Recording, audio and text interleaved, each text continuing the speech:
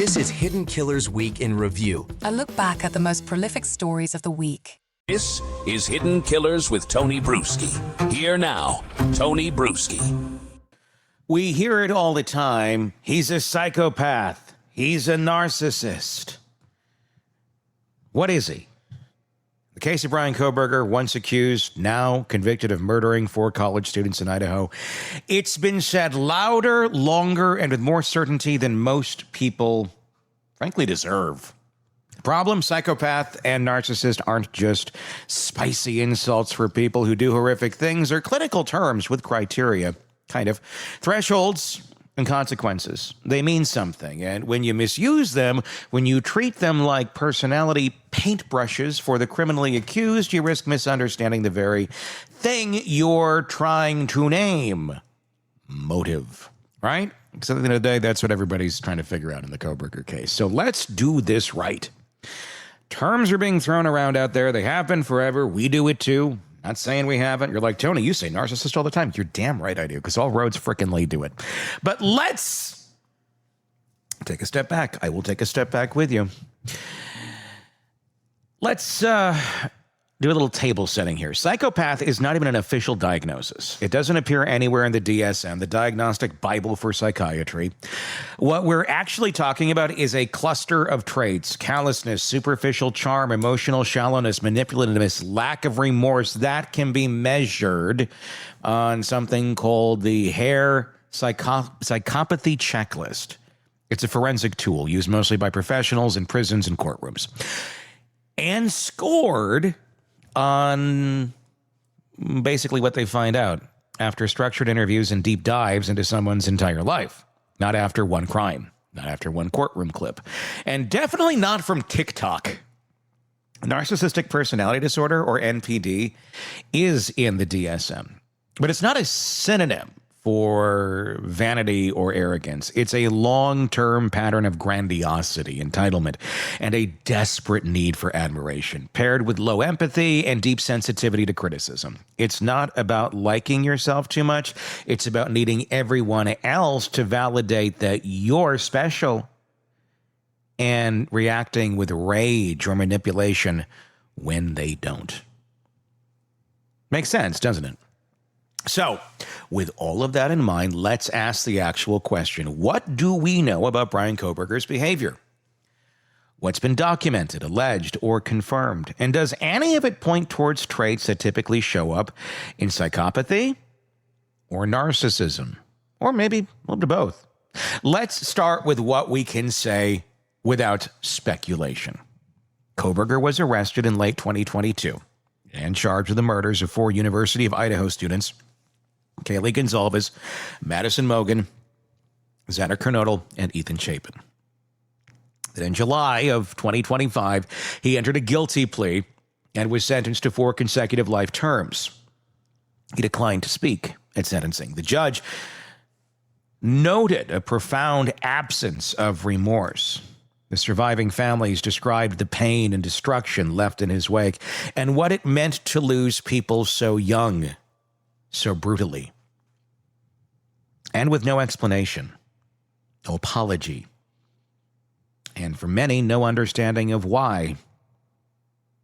The question of motive has hovered over this case from day one. Police affidavits pointed to digital surveillance, a phone that went dark and came back online at odd hours, a white Hyundai seen circling the neighborhood near the time of the killings, and then, most damning, that knife sheath, a single trace of DNA on the button snap recovered next to one of the victims. That's all been documented. But here's where the psychological profile starts to take shape. Not from the crime itself, but from how it was carried out and what it suggests about the person behind it. Okay? Prosecutors said Kohberger had visited a neighborhood a dozen times before the murders.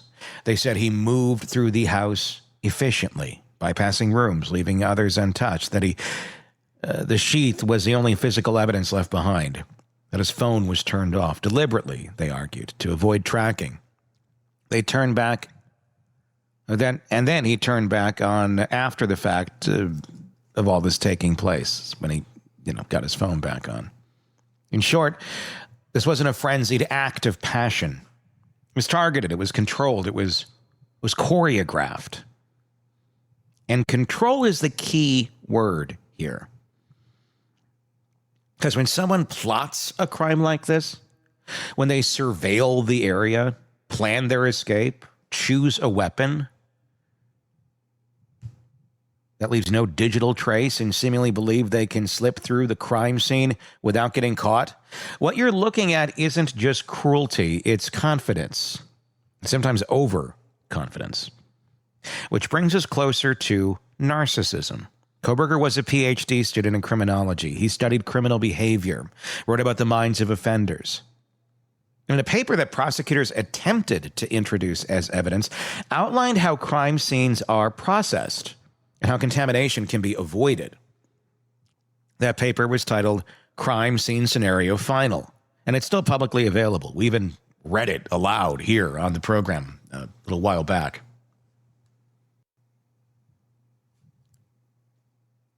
In it, Kohberger describes a hypothetical break-in, mapping out variables like forensic contamination, police procedure, and response time. Studying forensics is not a crime, but when you line up his academic obsession with control, his alleged surveillance of the neighborhood, and the fact that the only trace he left behind was one he may not have known existed, one tiny snap of a button, and that little knife sheath with his DNA, what you're left with is a disturbing possibility that Kohberger didn't just think he understood the system, he may have thought he could beat it. That belief that you're smarter than the cops, smarter than the courts, smarter than the world, isn't unique to this case. It shows up again and again in people with narcissistic traits. It's not about loving the sound of your own voice. It's about needing to win at all costs, to preserve a fragile sense of superiority. Because at the end of the day, narcissists hate themselves. They may never admit it. They may not even know it on the surface anymore because they get so grandiose in their own BS. But at the end of the day, that's what it's all masking. And that brings us to the other side of the spectrum, psychopathy. The violence in this case, if proven exactly as described, was personal. Close range, high risk. And yet Kohberger, again, based on filings and statements from prosecutors, allegedly left the scene, cleaned up, and resumed life as usual. There were no reports of public breakdowns, no confessions, no signs outwardly that something had gone terribly wrong. We've seen the video of him at Costco the next morning getting turned away because the idiot didn't have a Costco card. But I'm just drinking my water here. I'm Bryan Kohberger. You know, there was something about that video. There was something. That ability to compartmentalize, that cold, calculated attachment after a brutal act of what he had just committed. They go walk around Costco Saturday morning, like a lot of us do who haven't brutally taken the lives of 4 college students, seemingly at random the night before. Most of us are there for the free samples. I think he was there for an entirely different reason. It can look like psychopathy, and in some cases it is. But it can also be something else entirely. Fear, panic, a rehearsed mask, or just the clinical flatness of someone who spent their life walled off from others. And here's the part that matters. None of that can be confirmed from outside. Because even the most cold-blooded killer might cry themselves to sleep the next night. And even the most remorseful offender might shut down in court. Behavior alone doesn't equal diagnosis. But if we're just talking traits, because we obviously can't diagnose anyone here, if we're analyzing what's publicly known about Kohberger's alleged mindset, his academic history, his planning, and his behavior post-crime, then yes, we can say that certain patterns lead toward traits consistent with narcissism and psychopathy. Not the disorders, not the labels, the features. the forensic awareness, the pre-crime surveillance, the attempt at invisibility, the belief, if the prosecution's theory is correct, that he could pull this off and vanish into the fog. All of that leans towards instrumental violence, goal-driven, not chaotic, not emotional, a kind of violence that treats people as means to an end. In clinical psychology, that's a red flag, not because it's evil, but because it signals detachment, not rage, not heartbreak, just task completion with no emotion. But again, to know whether Kohberger actually meets criteria for a personality disorder, a licensed forensic psychologist would need to sit with him for hours, with records, with a full developmental history, with insight into how he treated others over time, teachers, friends, partners, parents. None of that is in the court files. None of that is public. And that's why the responsible answer, the only answer is, we don't know. And we won't know. Because that's not what the criminal justice system was built to ask. What we can say is this. The behavior described in this case, controlled, cold, and calculated, reflects the kind of pattern that prosecutors, clinicians, and yes, even the public, instinctively associate with the darkest corners of human psychology. It's not about punishment. It's about understanding risk, how people get here, and what, if anything, could ever stop them. Maybe that's the point. Not to put a name on the monster, but to understand the path that made him. Because until we stop slapping labels on the end result and start tracing the threads that lead there, we'll just keep getting it wrong. Not just in court, but in life. It's easy to label something. It's not as easy to get ahead of it. I don't know how you get ahead of Kohberger. There were signs. See something, say something. People were. But you can't prosecute. You can't lock somebody away for being creepy and weird until they actually break the law, which, in hindsight, before the law intervened, yeah, it was very much stalking behavior. Had he been stopped, had he been caught multiple times doing that, might have had a little hiccup there, a little speed bump. This is why reporting is important, even if nothing is done initially. Because if it's on a record,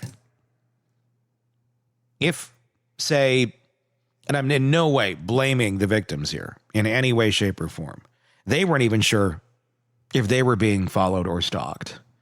There were signs, but not enough to quickly say, let's call 911 and get somebody over here to look at what's going on. It was far too...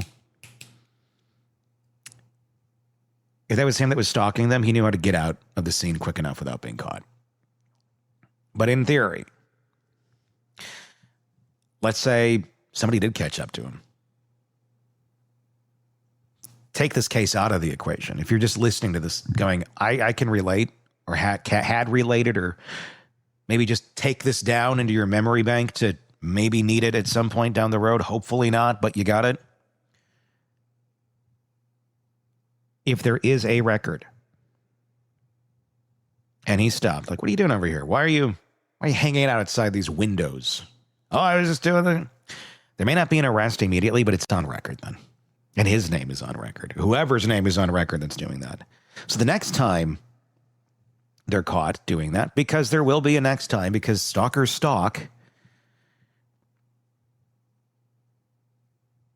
there's a little more gas in the tank to take him in, to press some charges, to take it further. And then when it happens again, because inevitably they'll get let out again, it's even scarier and stricter. And sometimes those speed bumps hamper something that could go far, far worse. Because narcissists, they don't like being called out on their bullshit. It may be enough for some folks like that to back off. Maybe do something else, find another hobby that eventually leads to prison. But that's why it is important to document everything and let people know. See something, say something. I know, I've been screaming about it, that do something is the operative part that seems to be missing. But there's a lot of cases where, well, you saw this, you saw that. Was it reported? Was anything? No. Well,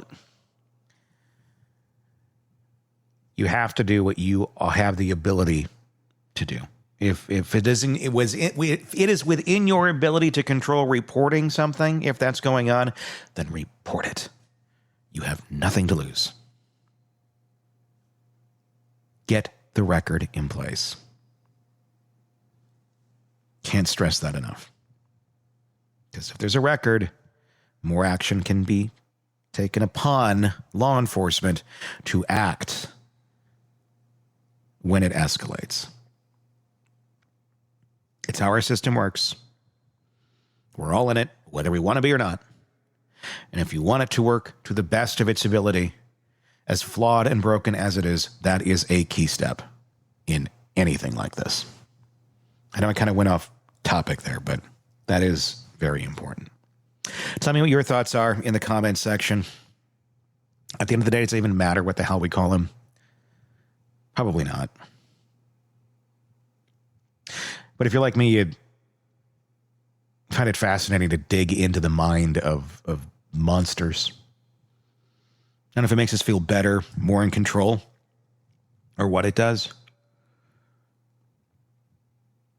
But it certainly helps you identify traits of certain people in real life. And I feel like that can be valuable, being aware. At least that's how I feel. Again, tell me your thoughts in the comments section. If you're not there on YouTube, find us, search Hidden Killers with Tony Brueski, or search that wherever you're getting podcasts so you don't miss any of the cases we cover for you right here. Until next time, I am Tony Brueski. We'll talk again real soon. Want more on this case and others?